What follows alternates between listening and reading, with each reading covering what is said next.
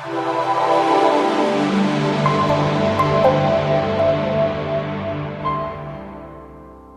this is the Realtors Playbook, and my name is Debbie Lucci, and I'm here today with Matt Witte. We work for William Ravis Realtors, and we each have our own teams, and we're here today to talk about the cost it's going to be if you wait to buy a house. And Matt's got some great examples of sales that he's done. So Matt, let's talk a little bit about what you have. They're pretty black and white answers. They are, yeah. So the common question we're getting on the buy side is there's about buyers that are telling us we're just going to wait. We're going to wait for the rates to drop, and we're going to wait until it drops to 6 and maybe 5, and then we'll jump back in. And I said that all makes a lot of sense, assuming prices stay the same, which I know you're going to talk about in a few minutes. So I recently sold a property. It actually just closed on Monday. Okay, closed on Monday. I was the listing agent. And I happen to have sold these people the house 2 years ago. So let's pretend they waited. So they ended up purchasing 2 years ago at $560,000. And they just sold a few days before Thanksgiving for $650,000 in a multiple offer situation. And it was an all cash offer and no contingencies. Wow. So a $90,000 difference. So if these people, for whatever reason, let's say, back then the rates were 4 and they said, we're going to wait until they drop back to 3%. We're going to sit and wait. A potential $90,000 loss, just like that. And that's just a real world example. Right. Yeah. I mean, one of the things we have a mortgage broker we do a lot of business with, came in our office, and he said, when the rate drops 1%, 5 million new buyers enter the buyer pool. So you've got more competition if you wait for something like that. I mean, I know, we've said this before, and people my age will always say this. I mean, the rates were a lot higher when we were younger, and I know, I can hear my son saying, "But Mom, the prices were so much cheaper then." I know, but the wages were so much cheaper then too. So Right. It's all kind of relevant, but you can always refinance, but right now, if you get out there on the market and they're predicting, and we don't have a crystal ball that the prices are still going to continue to go up, you can always refinance. Mm-hmm. Right. Yeah. So, 100%. why wait? Yeah, 100%. So I read a great social media post, and it was posted by a bunch of different people. And it stated that in 1978, if you said to yourself, look, I'm going to wait for the rates to drop and then jump back in the market, you would have waited till 1994. So you just really don't know. And in that time, that it hit somewhere around 19%, right? In the early 80s, somewhere around that. Yes, that's, I think I bought my first home in 1982. So yeah. Peak of the rate. Right. And you probably thought you had a great rate at the time. Well, maybe not so much, but. Well, I remember scrambling and trying to get paperwork together for my husband at that time to refinance the house, because we were at 11% rate and it dropped to 7%. And this was on an investment property that he had with his cousin. And I was like, oh my God, please refinance that rental property that you have. But it was 11% at that time. So, it went down to 7%. To us, that was a bargain. Right. Definitely. And probably the competition wasn't as high. Once it dropped to 7%, what did you see in the market? At that time, it's funny, I wasn't selling real estate, so I didn't pay attention to the market as much. And, I've actually said this to my team before. There's not one decision that I've ever made buying a property that's been because of the market. It's all been personal. Every purchase has been personal. I moved out of my parents' house. Then I got married, and then I had children, and then I needed a bigger house because the kids were growing up, and then I got to a point that I downsized. So nothing had to do with what it was more actually, if you really think about financially and personally, what was going on with me. Like I looked at the big house and I'm like, why do I want all this maintenance? Why do I need all this space? I don't. So I cut it all back. And so it cost me a lot less money to hold a small condo than it does, the house, the Yeah. 3,000 square foot house. Yeah, that's a good point. Is it's the Mhm. life changes that really are going to push people one way or the other.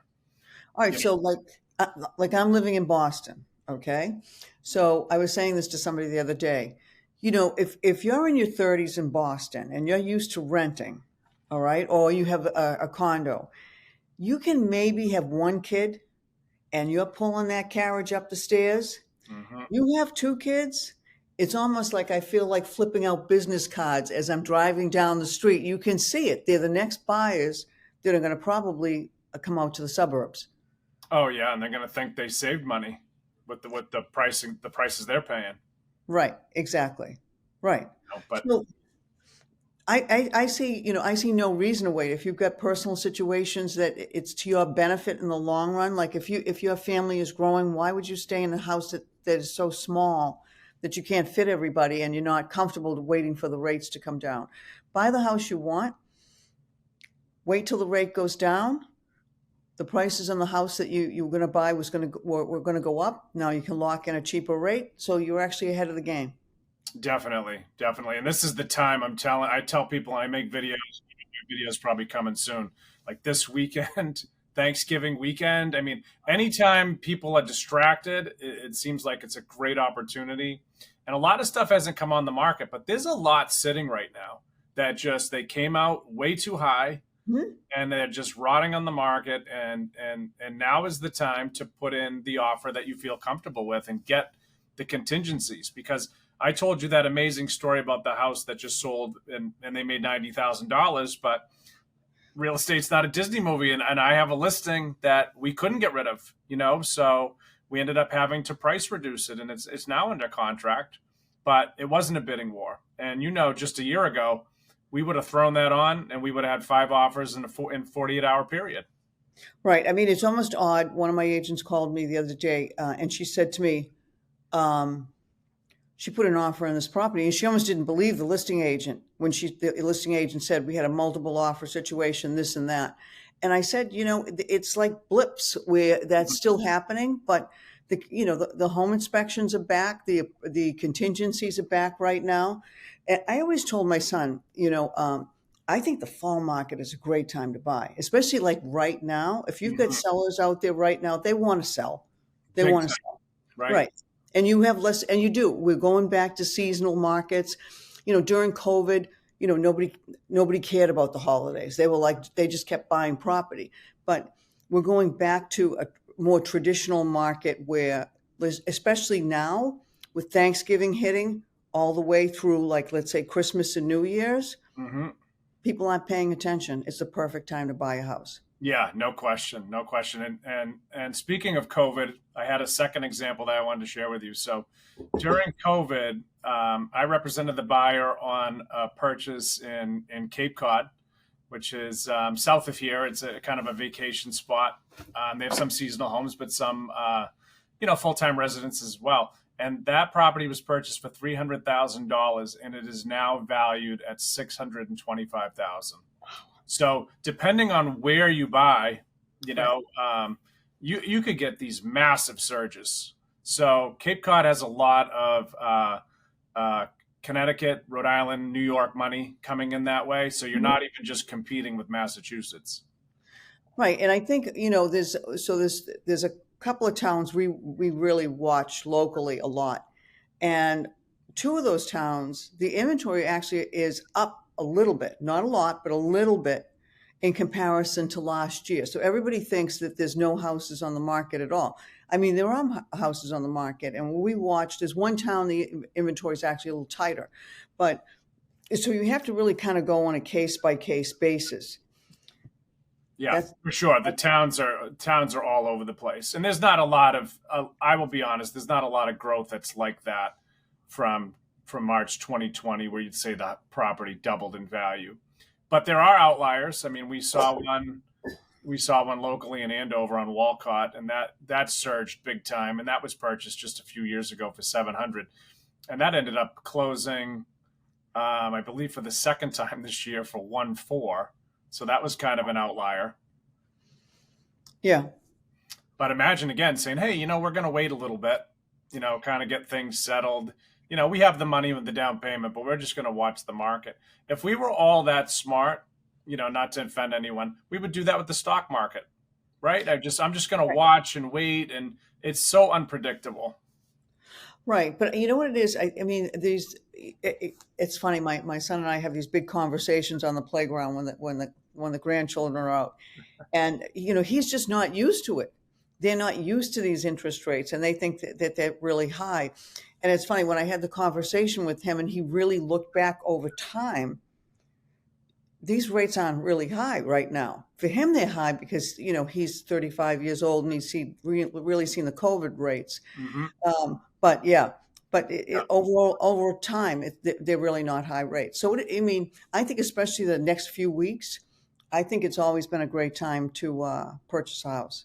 Yeah, it's so funny how quickly you forget, right? Like I remember $20,000, you'd get a nice, like brand new car, like right off the lot. And I was talking to a team member, some of the team members that are a little bit older than I am, that have already purchased cars for their children. And I was looking to get my son a used car. And I said, can I get like a Honda Accord for like 5,000? And they both looked at me like, you're out of your mind. Like there's no way that'll ever happen. And that's how, I would say I'm delusional, but you just forget. A couple decades go by and all of a sudden things are just priced differently. I mean, you think about it, a lot of times a person's home is actually their biggest, that's where they've made the most money from their house Yeah. in comparison to other things they've done, you Yeah. know?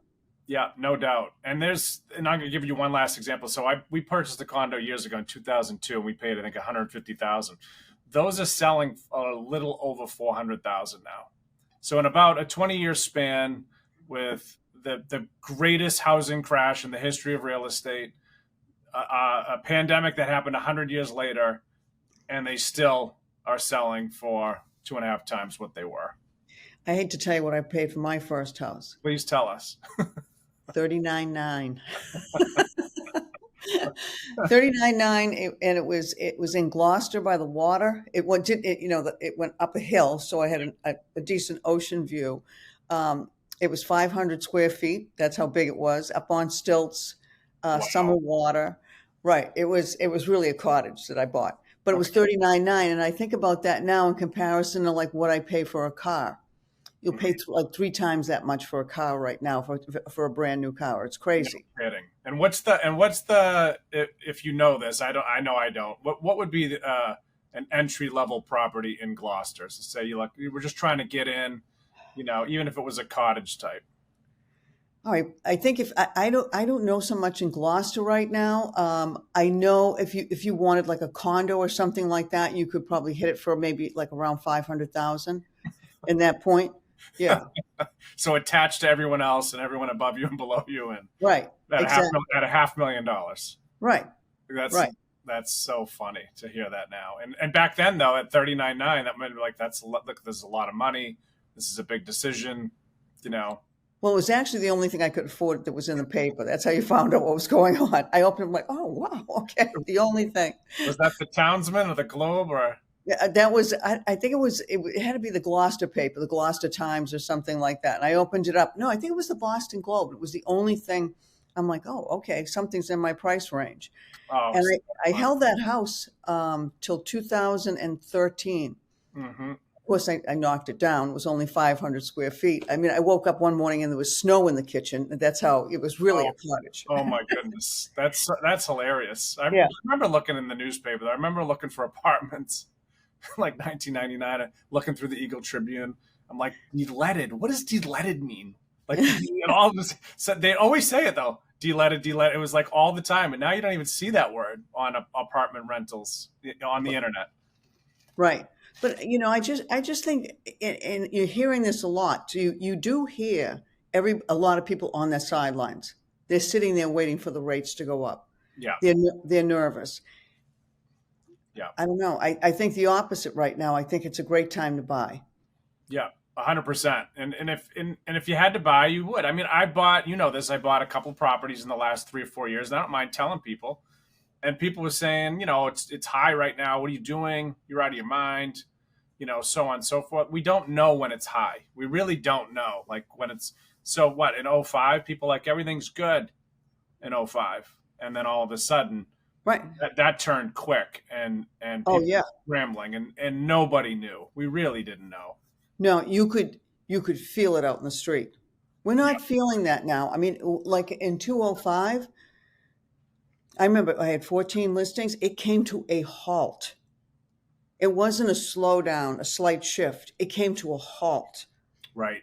It was bad. So, it's totally different. You know what I'm noticing now a little bit more in this market too?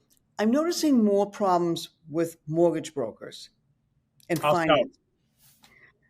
There's been a couple of complaints from some of the agents on the team where they were on the list side, and there's somebody that was the buyer brought a mortgage broker in, and everything had apparently been checked, and it was not, and they had a problem, and the mortgage broker extended several times during the transaction. Also, one of the agents had a problem with I don't think the mortgage broker was on the up and up Okay. regarding their house. They said they were going to rent it out and get income, and it hadn't been rented. It's something like that. I don't know the whole story, Yeah. but I think in this market too, these buyers really have to be aware of who they're going to for mortgage brokers. Yeah.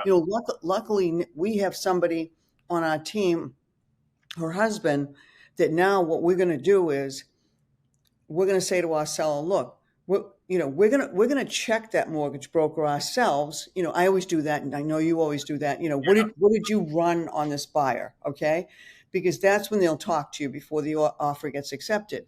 But then after that, you start losing a little bit of control over it as a listing agent. So now what we're going to do is we're going to have this mortgage broker that we do a lot of business with check out the other mortgage broker, how long you've been doing this, reputation, things like that, because we don't want any problems with the Yeah. financing down the road.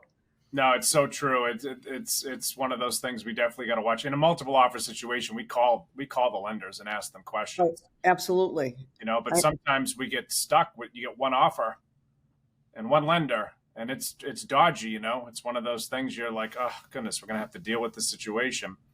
right. And I think, you're kind of thinking like, I mean, think of it from our business. You've got some realtors that are really good and know what they're doing, and there's some like they have no idea.